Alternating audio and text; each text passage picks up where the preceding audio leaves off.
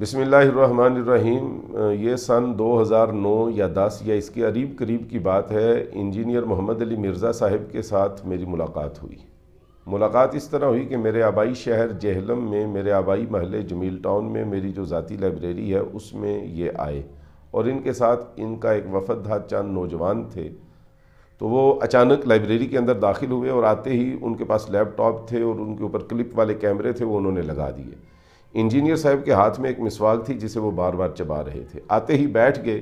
رسمی علیک سلیک کے بعد انہوں نے کہا، حضرت میں آپ کے ساتھ مسئلہ تنقید کے اوپر گفتگو کرنا چاہتا ہوں۔ تو ماحول انہوں نے مناظرے والا وہاں پہ ترتیب دے دیا۔ تو میں نے کہا جی آپ بات شروع کریں۔ کہنے لگے کہ میری ایک شرط ہے کہ آپ نے مسئلہ تقلید پہ گفتگو کرتے ہوئے صرف پہلی 3 صدیوں کے جو مسلمان ہیں ان کی بات، ان کا حوالہ اور ریفرنس میرے سامنے پیش کرنا ہے۔ میں نے کہا کہ یہ قید اور قدغن آپ کیوں لگا رہے؟ جواب مجھے یہ دیا گیا کہ نبی اکرم صلی اللہ علیہ وآلہ وسلم کی حدیث مبارکہ ہے، خیر القرون قرنی ثم الذین یلونہم ثم الذین یلونہم۔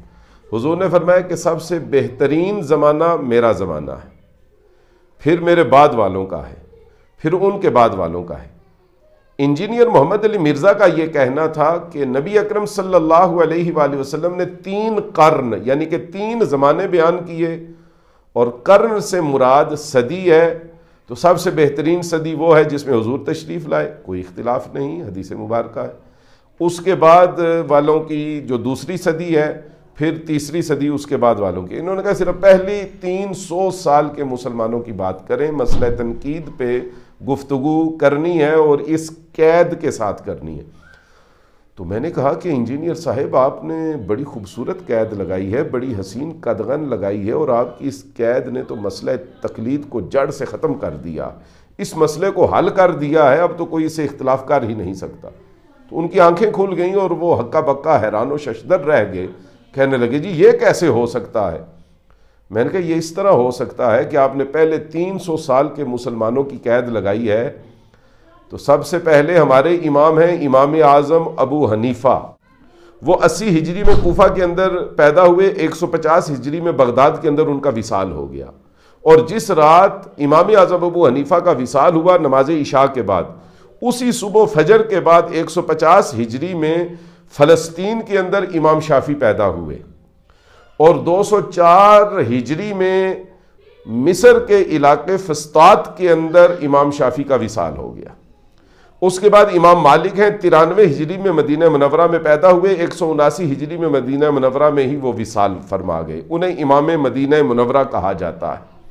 پھر امام احمد بن حنبل ہیں، 164 ہجری میں ان کی ولادت ہوئی بغداد کے اندر۔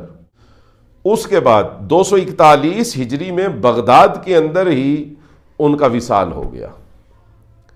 تو میں نے کہا پہلے 3 صدیوں کے اندر ہمارے چاروں جو فقہ کے بڑے امام ہیں وہ پیدا بھی ہوئے اور وصال بھی فرما گئے۔ تو آپ نے کہا تھا صرف پہلے 300 سال کے مسلمان ہی معیار حق ہیں، تو فقہ کے جو 4 بڑے امام ہیں وہ تو پہلے 300 سال میں پیدائش بھی ہے اور وفات بھی، بلکہ پہلے 250 سال کے اندر ہو جاتی ہے۔ 241 ہجری میں چوتھے امام احمد بن حنبل بھی وصال کر جاتے ہیں۔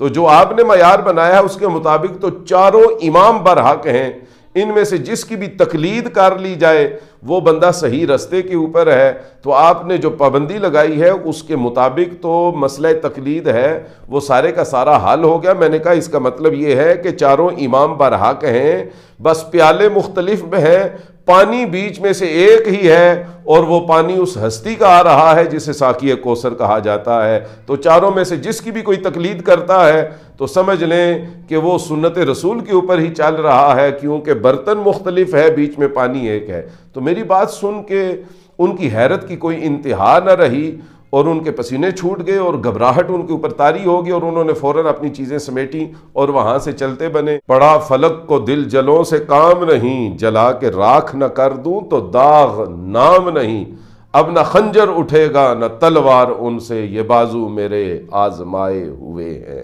سید عطا اللہ شاہ بخاری آفیشل کے نام سے چینل بنایا ہے، یہ چینل صرف اور صرف تبلیغی نقطہ نظر سے بنایا گیا ہے۔